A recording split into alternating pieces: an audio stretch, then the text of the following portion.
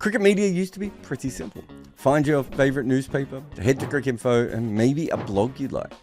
Now just finding the best stories and writing is a huge challenge. You already have a job. You just want to read about cricket. Well, that is what the best of cricket is currently doing. They go out daily to find the newest cricket coverage and the best stories from any publication in the world.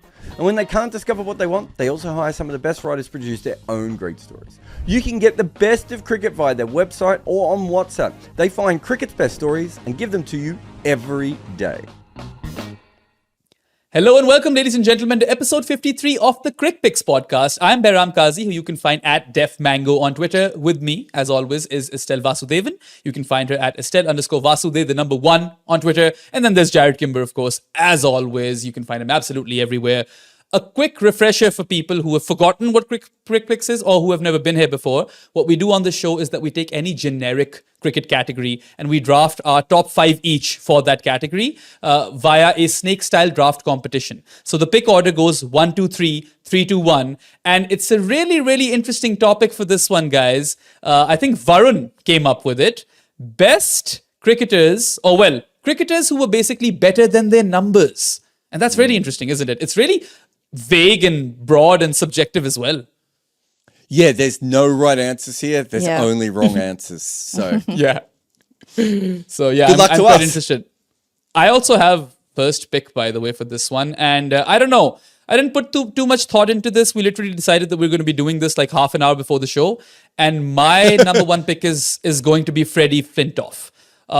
Anyone who watched him play knows that he was magic when things were coming along well for him. He was box office, absolute theatre. I was 11 years old when I witnessed the 2005 Ashes. And then I was 15 years old when I witnessed the 2009 Ashes, both in England. Freddie Flintoff was the hero. He was like Ashes Jesus, honestly, at that point. And if you look at his numbers, in Test cricket, he's averaging 31.77 with the bat, 32.78 with the ball, so a negative average differential. And in ODIs, it's a batting average of 32 and a bowling average of 24.38. I suppose the bowling average is quite good in ODIs. But yeah, T20 cricket never could crack it, Freddie, which was so weird to me because it seemed like he was built for the format. Look, people might look at these numbers and say that, hey, that's a good cricketer. Why are you saying he was better than the numbers? Because he was better than those numbers. I feel like he had a much higher ceiling. And maybe if he had, been a bit more disciplined or worked harder or injuries, lots of injuries in Freddie's career. So maybe a few of those injuries hadn't happened, he would have ended up with a better record. So yeah, he's my first. I think he just bowled the wrong length. I think if he comes back now, he bowls a better length and has a better career. I know it sounds weird but that is where I would start with him. If he had just bowled the right length over and over again, because him and Chris Martin, all I ever remember them is beating the bat like a million times in that same era where it's just like, at what stage are you just going to pitch it up and get an edge? And they never did. And it wasn't what cricketers in the world, around the world, before Ryan Harris, we really didn't have, and other than, conventional swing bowlers, we really didn't have anyone doing that. Anyway, that's quite high. Estelle? Yeah, so I will go with Aravinda De Silva just because we just did a piece on him. And I think in Sri Lanka, it's widely kind of accepted that this guy was much, much better than his record suggests. He has 6,000 something runs at 43 in Test cricket, but is still considered by a lot of great cricketers in Sri Lanka to be the best batter to come out of Sri Lanka. I mean, Jarrod can probably talk a bit more about, what it was like watching him during those, his early days and the type of talent that he displayed. For us, the biggest memory is obviously the World Cup final. So we didn't see those early years where he was like this mercurial kind of guy in a weak team.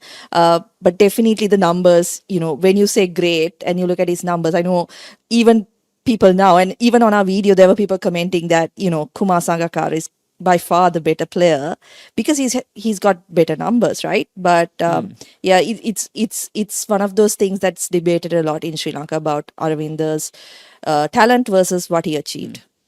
I mean, both Sangha and Mahela admit that he was a better player than them, so that's their thinking. And everyone like Sanat, Arjuna, everyone you speak to will say it's Aravinda.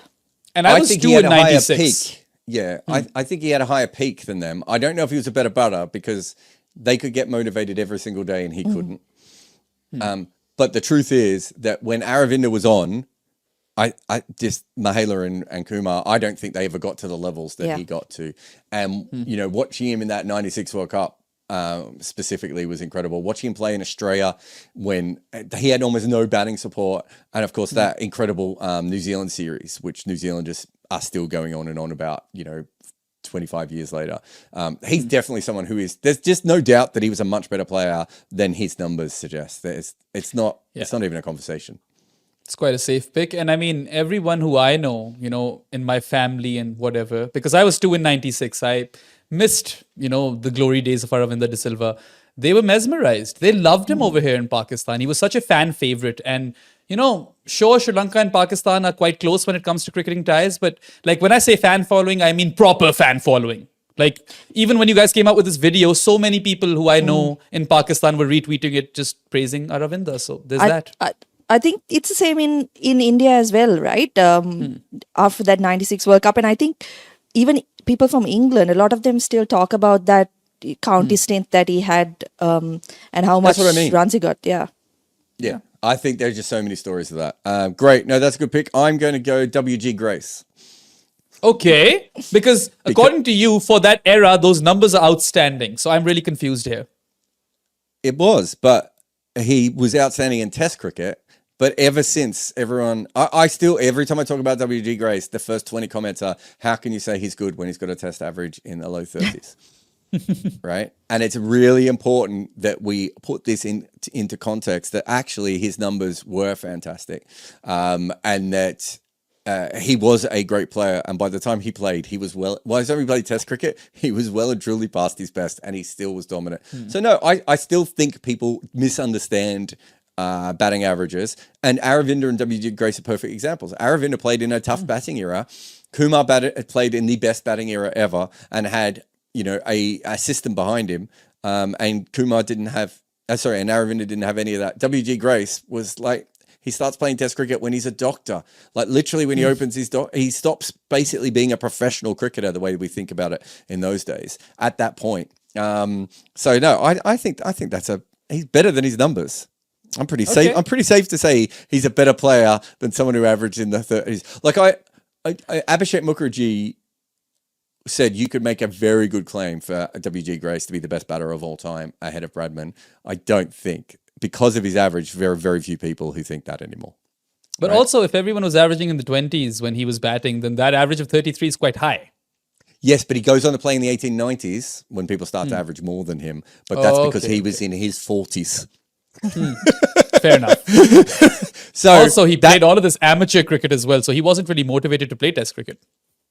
Yeah, I mean, it wasn't even his main format. No, I mean, he was getting paid a lot more money to play random games than that. Yeah. Now, and I'm going to go Graham Gooch as my next player. So I think Graham Gooch is a perfect example of a player who probably just develops his full game later on, and his overall average is not that impressive. And we tried to with him and Aravinda, the amount of times that for our book, we tried to gerrymander it to put it into a point of but if you look at this, and it's like, there's no way of looking at Graham Gooch without going, he has a very disappointing batting average, but he might be one of the greatest players of all time over the age of 30. And specifically, not only is he great over the age of 30, he is great against the West Indies. Right? He plays a lot of incredible innings against a West Indies that clearly no one else was playing very well against. So I just think there's a lot of things that go in his favor when we start to look at it from that point of view. So I'm going to have Graham Gooch on my list. Very interesting one, that one, because a lot of people would think that he fulfilled his talent, but clearly you feel that he should have averaged higher with the bat. We've got three Englishmen and 4 picks. Oh, that is interesting. Yeah, there are English people who think he's in the top 5 batters of all time, and there are other people who would be like, "Why are you even talking about Graham Gooch? You didn't average 40." Yeah. Okay. I suppose the people in the comments will let us know how they feel about your picks, Jarrod. Okay, me, right? Yes. Yeah, I'm gonna go with someone who I picked in our previous recording as well. And I will preface this by saying that he does not have a bad record, but I feel like he could have been a much, much better bowler. So Mohammad Amir, I think we can all agree that he didn't fulfill his potential. He could have been one of the best ever in the game, but didn't really reach those standards because of, stuff that he himself brought on himself. Still has a decent enough record. I mean, averaging 13 tests with 119 wickets, 29 in ODIs and 21 in T20s. But I feel like particularly the ODI and test records would have been much better if he had firstly not missed those 5 years for the fixing, and then, had a consistent run where he was, at his peak. But wouldn't you say that if you round everything off, he's averaging roughly 28 across formats? I Maybe feel would like average like 25 at best. I think you're looking at this very differently than the way me and Estelle are, because you're looking at players who had lots of potential, but maybe didn't do all that much. And we're looking at players who are actually better than their numbers. So Mohammad Amir, if he played throughout his peak, would have ended up with a far better record than what he has ended up with. So I just think you've looked at it from a different point. Yeah. I'm glad that we've had this conversation right now, because Freddie still saves me, and now I can recalibrate. No, I'm not saying you're doing it wrong, because who knows how other people look at it. But the question is, cricketers who are better than their numbers, right? Mohammad Amir, we all know, could have had a much better career than he ended up having. So I think that's completely following the system there. All right. So both of your picks are done then? I had one pick. You're in the middle. You're in the middle, and you've gone for Mohammad Amir. Okay, so that means that I have two picks. You have two. And Jarrod, you're going to love this one. For my second pick, I'm going to go with the Baron, Larry Constantine. Right? Of course, we've recently recorded a footmarks on him as well. And this is someone who literally on and off the field was one of the biggest stars for the West Indies, or anyone to come out of the Caribbean in that era, and was a part of the team that defeated England for the first time. And he was someone who was pretty much, if you can compare him to someone in the modern day, it would be Andre Russell, based on what I've read from Jarrod's work, is that he was an electric fielder, he was a very quick bowler, and he could absolutely smash it. Belligerent batter, right? Which basically he displayed in that game versus Middlesex, once the West Indian side was touring England, and Middlesex had set that side a target of 250. Constantine came out to bat at 7, with a lot of that, like more than half of that score remaining, and he batted for an hour, scored a ton.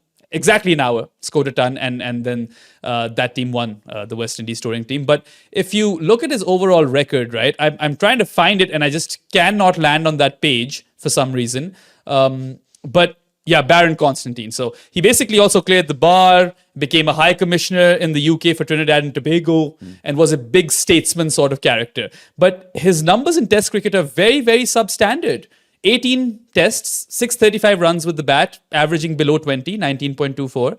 And with the ball, he's gotten 58 wickets in those 18 games, and his average is 30.10. Compare that to his first class average, and that's 20.48. So he's averaging 10 more runs per dismissal in Test cricket. And with the bat, he's also averaging 5 less runs per innings in Test cricket. And I mean, I am probably someone who, maybe 2 years ago, a year and a half ago, through Jarrod, kind of discovered Larry Constantine, and I haven't watched him play. But I don't know, maybe it's recency bias, maybe because I've done a footmarks on him recently that I've gone for him. But recency bias on a player from the 1930s is quite the point, isn't it? I don't know. You've gone with, it's interesting, you've gone with two players who are all-rounders, who had impacts on games and who disappeared from games, right? And they don't have overall great numbers. But yeah, no, he should definitely be on this list. I think that's a very good call. All right. So second pick, I'm confused between two players. And they're very similar in very many ways. Just quite not sure where to go with this one. So I'm going to yap on till I decide who I'm going to go with. And yeah, you know what? Let's just go with Moeen Ali. Someone who was plug and chug for pretty much the entirety of his career. Didn't have a fixed batting position, didn't have a fixed role, was always kind of filling gaps for England.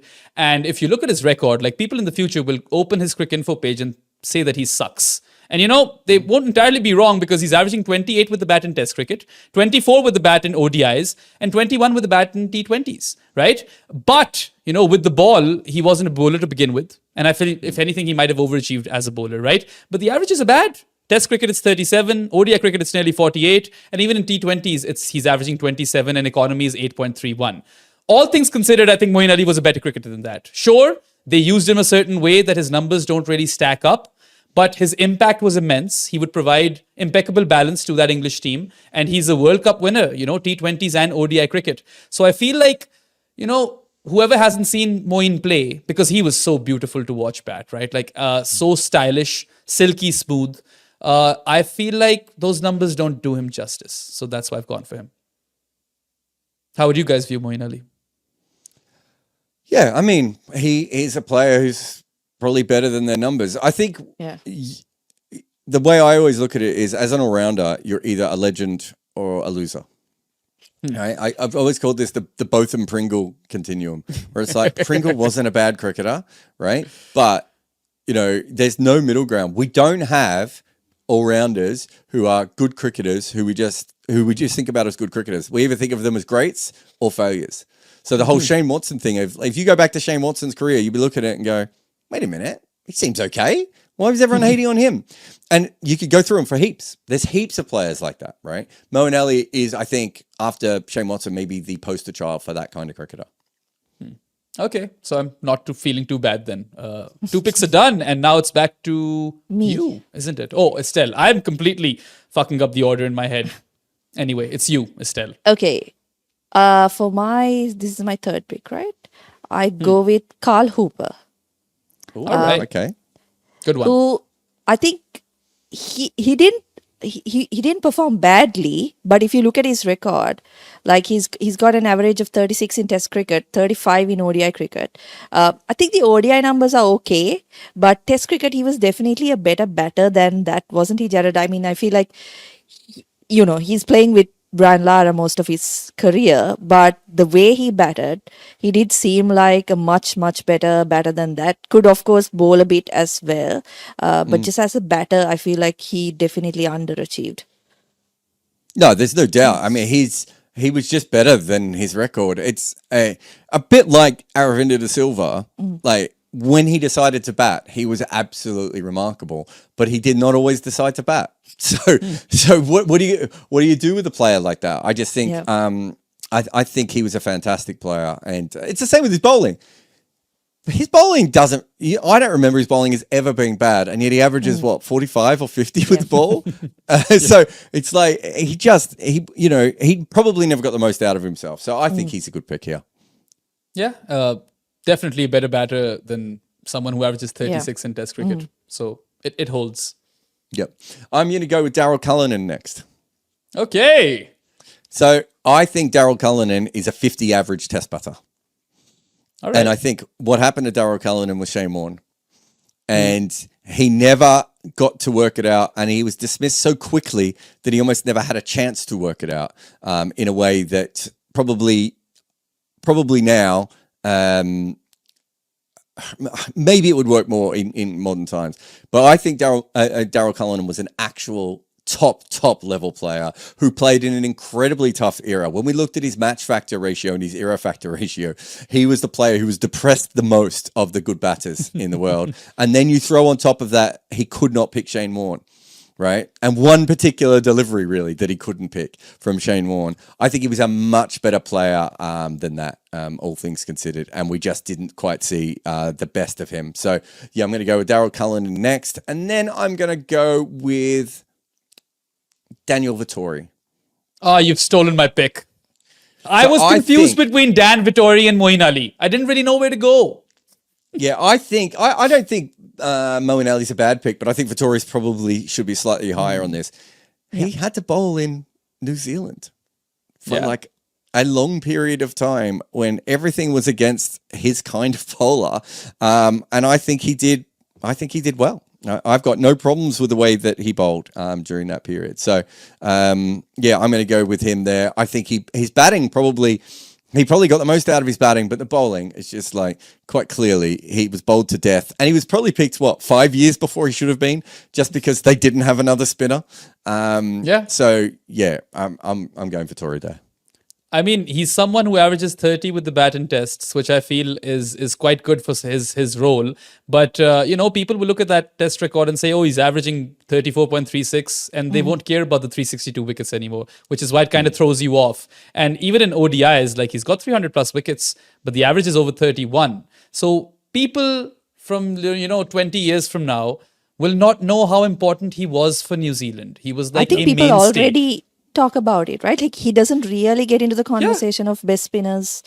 Well, that's also because, Estelle, I haven't seen him running through batting orders, but he's always in with a consistent performance. You'll barely ever see Vittori with a bad game. Yeah. That's the thing with him, right? I was going to say, he just didn't bowl bad balls. He's probably not as good a bowler as Nathan Lyon, but Nathan Lyon ain't averaging 30 with a bat, right? And Nathan Lyon wasn't ever going to be Australian captain either. Like, he's a considerably better player than someone like Nathan Lyon. And we talk up Nathan Lyon and we've forgotten about Vittori already. Yeah, absolutely. So interesting picks. Cullinan, I thought, I haven't watched him in his prime, right? But if you look at his record, it kind of checks out. 44 with the bat, the average in tests, and then 33 in ODIs. But it's interesting because we all know the Shane Warne story. Yeah. Estelle, I think you're up next. Again, like funny about Cullinan, because I remember South Africa was a really good side during that period. And the Cullinan Warne thing was like, everybody knew about it, right? Quite funny. It's even the documentary, right? There's a good 20 minutes on it in Shane Warne's documentary, if I can recall. It was a huge issue at a time when global news about matchups wasn't a thing. Yeah. Okay, Estelle. Okay. Don't steal another one of my picks, please. Okay. I don't know if this will be like a hot take, but I'm going with Mark Waugh. Okay. I feel like if the conversations between about the two brothers were always that like Mark Waugh is the more talented one, the more stylish one, obviously look much better with the bat, right? But his record is like 41 average in tests is not bad. 39 in ODI is again not bad, but I feel like his ceiling was much higher and he kind of didn't quite reach those levels with the bat. I think there's a theme with my picks, Aravind the Carl Hooper, Mark Waugh, kind of You similar basically type picked the of same player three times. Yeah. Yeah. But I think that's another good call. Look, Mark Waugh was a genius with the bat, and to end up averaging low 40s is kind of a bit silly with how good he was. It really was. I just think he was such a great player. And part of the problem, the reason he doesn't average high, which is slightly different maybe perhaps than the other two, is that he would get to 100 and that was it. I don't think he ever went past 150 odd. Did he even get a 150? I'm trying to remember what his top score was. It's one of the low 153. There you go. It's a really low top score for a player of his level. Right, especially for someone who's made many runs with him. He also then, like Aravinda, and probably like Carl Hooper, and like Daryl Cullinan, they all missed out on the good batting era that came next. So all of their averages are a little bit depressed because they played in an era where no one averaged particularly high, right? And then straight afterwards, it's like everyone averaged ridiculously high. So I think Mark Waugh is very fair. Also, if you want to factor in his ODI cricket, he's underrated as an ODI player when, he wasn't destructive in the way that Gilchrist and Sanaf Jayasuriya was, but he was money in the bank. Like, you knew he was going to make runs so consistently, and he didn't do them slowly. No, that is an interesting pick. I actually didn't have him in my list, but it does. Like, the rationale checks out. I agree that, he is a worthy pick. And now I am confused between two Englishmen once again. That's okay, because you've got two picks. So just but I'm not going to pick. I'm not going to pick both of them because I know my last pick, and that might surprise you guys. But hey, I have to mention that dude. Okay, so you've probably guessed, Jarrod, which two English batters I'm confused between. So hopefully you'll just pick up the other one. I'm assuming. I'll go Mark Ramprakash for pick number 4. Jarrod and I were podding once, or maybe talking off camera, and he mentioned to me how when he moved to Surrey, or close to Surrey, or wherever he lives, what was it? Lewisham, or close to Lewisham. The Oval. I moved to the Oval. He moved to the Oval, and he would go and watch Surrey play, and Mark Ramprakash was, or had him completely mesmerized. He would watch him bat, and he would think that he's the best batter he's ever seen. And I'm literally quoting Jarrod Kimber over here. And you look at the first class average, right? He's played 461 games. He has 114 tons. He's averaging 53.14.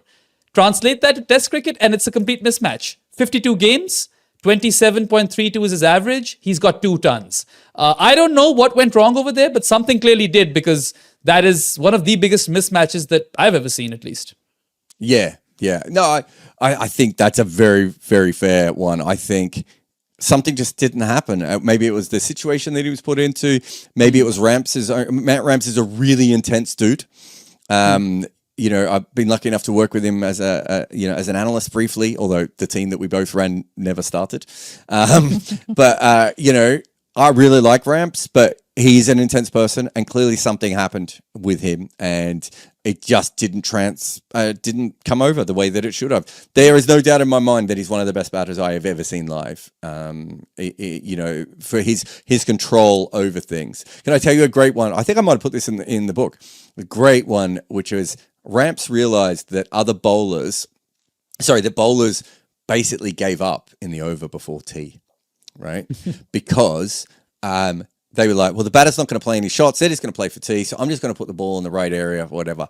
And Ramps would go out of his way to like really focus in on the over before tea and try and hit a couple of boundaries. And when someone asked him, it's like, yeah, it's like I get like 10 or 12 free runs every time just before a lunch or a tea break. And it's like, it's not at all the way that you think about things like that. Like he was really thinking about batting on a completely different level. Unfortunately, we just never saw that in Test cricket. Yeah, even in ODIs, I mean, if you look at his list A average, it's 40.22, and his ODI average is less than 27. So something clearly didn't work out for Mark Ramprakash in international cricket.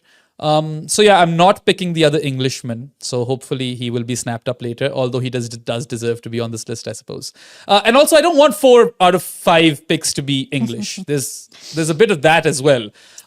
This pick might surprise you guys. I'm going with Imran Nazir. Someone who was a live wire, both with the bat and in the field. If you've witnessed him play, you'd be like, oh, this is definitely Pakistan's answer to Chris Gale.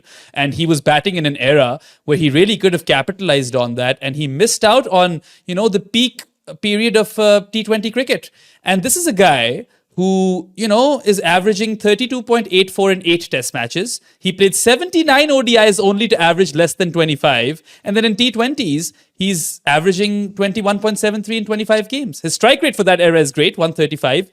But again, if you watched Imran Nazir play, you'd think at least someone who can average 35 with the bat in the longer formats. And in T20 cricket, it seemed like, or it felt like, at least at the time when the format was introduced, that he should be playing every game for Pakistan. Look at his numbers in the ICL, or some of the highlights in the ICL. He was the best batter in that, dodgy league. So, yeah, that's kind of why I had to make room for him, because I felt like he really was better than those numbers suggest. No, I think he could have been a star, but we definitely never saw that. Yeah. Okay. Now it's last pick. Estelle again? Yeah. Okay. I've got a few choices, but I think I will go with Yuvraj Singh as my last pick. Really? Yeah, I feel like, look, he was kind of touted to be like the next big thing, right? He did achieve a lot, but I feel like his numbers don't reflect how good and how talented he was, particularly in the limited overs game, right? He's averaging 36 in ODIs and 28 in T20s, striking at 87 in ODIs, which is quite decent, and 136 in T20s. But I feel like the numbers, like in terms of runs that he got, don't really reflect how good and how talented he was.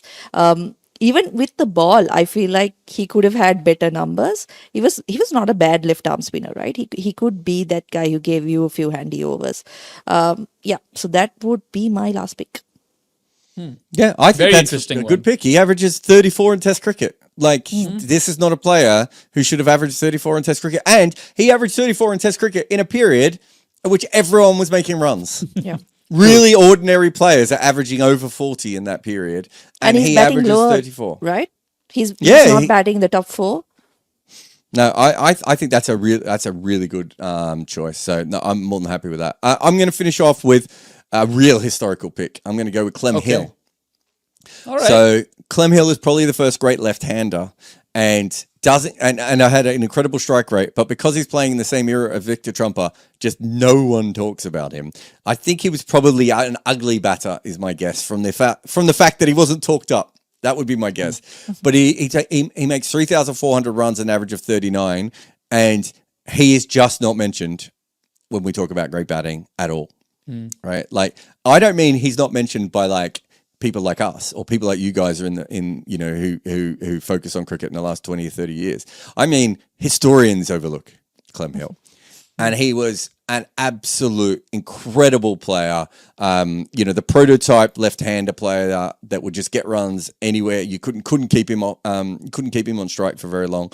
I think he was a fantastic player. So yeah, Clem Hill for me is my last player, and again, averaging just under 40. You're just the wrong side of that number. Even though we know those are good numbers for that era, you don't get remembered in the other eras if you end up with numbers like that. Or, the same. I would say he probably was a better player in his era than Aravinda was, than Mark Waugh was, than Carl Hooper, than Darryl Cullinan was, right? And yet, no one ever mentions his name. And that's because when you end up with an average that low, that's how these things go. So, yeah, I'm going Clem Hill. Should we go through? Have you guys got any more? I had Ishant Sharma, Zahir Khan, Vinu Mankad, John Reed, and I had Nathan Lyon as well. Oh, I had KL Rahul. So KL was high on my list. I really thought Graham Hick would get picked, honestly, because I was so tempted to go Ram Prakash and Hick, but then I was like, no. You went in a completely different area. Look at yours. You've basically got all-rounders who don't have good numbers but were handy, right? And then you've gone major disappointments. Whereas look at Estelle. Estelle's gone an injured guy and 4 players who were really, really talented who didn't end up with good averages. And I've gone players who are not remembered as good as they are because their numbers don't pop in modern cricket. So all 3 of us have gone from a completely different way. And so you could come up with 100 more. Have you got it? Graham Hick is a very good one. Yeah. Adrian Barath is another one that I always think about. Perhaps even Aiden Markram, even though that career is ongoing. He was on my I'm long surprised list. we didn't mention Ben Stokes, actually. Like, I mean, he doesn't have great numbers, does he? Another one is Ashraful. Mohammad Ashraful was supposed to be the next best Asian batter, whatever, right? I was tempted to go Junaid Khan as well, but I picked him in the previous one. So I was like, this time it's Imran Nazir's turn. Those are the only 2 ones that kind of stuck out for me in a Pakistan perspective. Estelle's a good one, right? Stephen Fleming's probably a good one if Nathan Astell's a good one, by the way. Yeah. Stephen Fleming is like Mark Waugh, except his problem was getting to the 100. If he gets to 100... How about Martin Crowe? Because Martin Crowe is thought of as one of the best ever batters to play the sport, and his numbers aren't up there with the best. Yeah, so I think Martin Crowe, I actually thought about having Javed Miandad on the list too, but I don't think he's actually underrated. But I do think that there's a couple of batters in the 80s who were great.